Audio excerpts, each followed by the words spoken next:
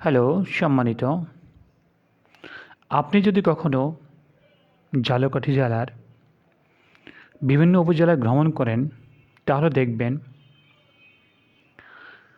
গ্রামের প্রত্যন্ত অঞ্চলের বিভিন্ন মোড়ে মোড়ে অথবা ঝালকাঠি শহরের বেশ কয়েকটি মোড়ে একেবারে গ্রাম থেকে নদী থেকে ধরে আনা তাজা মাছের সমারোহ দেখতে পারবেন। মাছগুলো দেখতেই খুবই সুন্দর, সবচেয়ে বড় কথা একেবারে দেশি মাছ, স্বাদে ভরপুর, অতুলনীয়।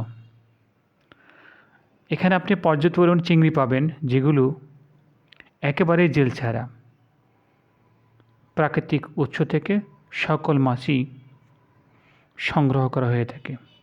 ঝালকাঠি আসলে কখনো এই মাছ খেতে অথবা সংগ্রহ করতে ভুল করবেন না। ধন্যবাদ।